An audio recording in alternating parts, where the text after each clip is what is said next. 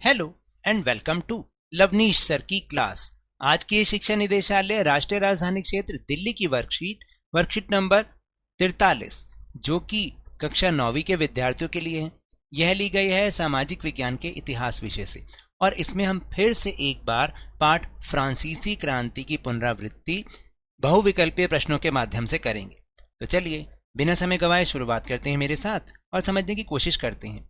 तो देखिए स्टूडेंट्स, आज की इस वर्कशीट में भी हम फ्रांसीसी क्रांति चैप्टर को कंटिन्यू कर रहे हैं और उसकी हम रिवीजन कैसे करेंगे, एमसीक्यू यानी कि बहुविकल्पीय प्रश्नों के माध्यम से। तो चलिए देखते हैं कि आज इसमें हम क्या सीखने वाले हैं।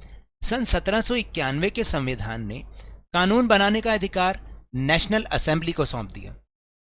नेशनल असेंबली अप्रत्यक्ष रूप से चुनी जाती थी।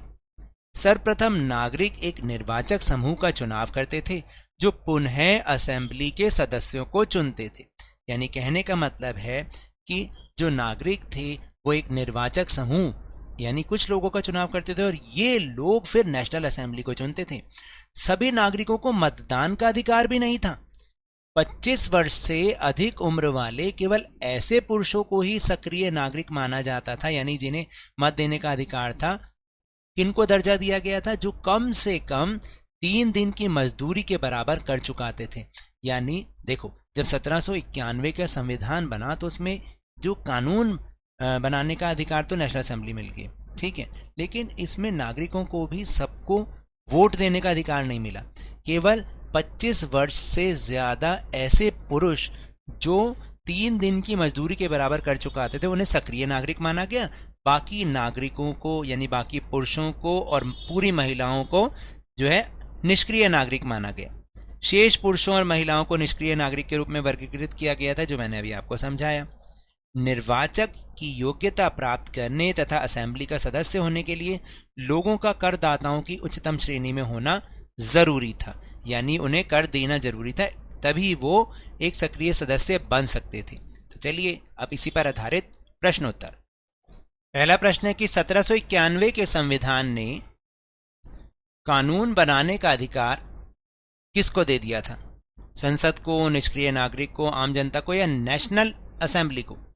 तो सही उत्तर है नेशनल असेंबली। आपने इसके सामने वाले गोले को इस तरह से काला करना है।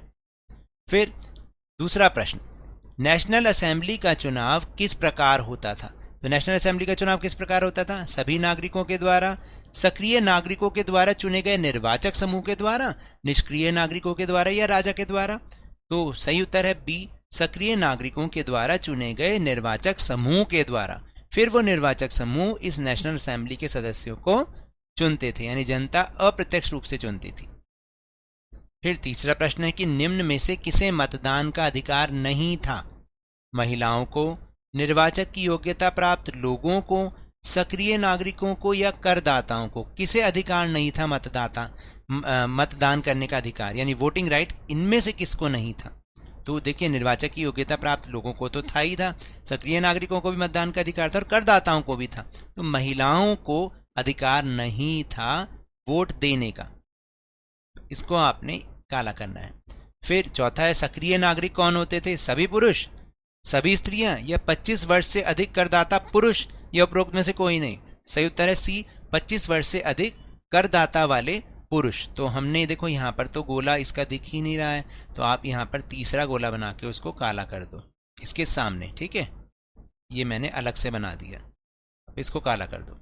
फिर पांचवा प्रश्न है कि निम्न में से निष्क्रिय नागरिक कौन थे?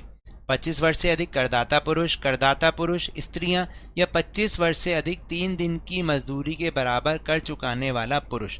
निष्क्रिय नागरिक कौन थे इनमें से? तो आप बताओ, इनमें से जो निष्क्रिय नागरिक थे वो थी स्त्रियां, ठीक है, क्योंकि बाकी तीनों तो थे ही थे, इनको तो ये तो सक्रिय नागरिक थे, स्त्रियां जो थी वो निष्क्रिय नागरिक थी।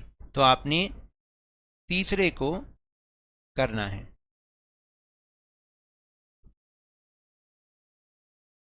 तो ये तो थी आज की वर्कशीट। अगर मेरे इस तरह समझाने से अब आपको समझ में आने लगा है तो इस चैनल और वीडियो को लाइक कीजिए, शेयर कीजिए और अगर न्यू है तो सब्सक्राइब भी कर लीजिए।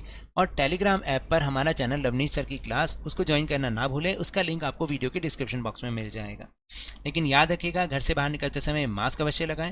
नियमित रूप से अपने हाथों को साबुन और पानी से धोते रहिए और जब भी आपकी बारी आए कोरोना का टीकाकरण जरूर लगवाएं, क्योंकि कोरोना को हराना है और जिंदगी को एक बार फिर से सुहाना बनाना है। इसी उम्मीद के साथ बहुत बहुत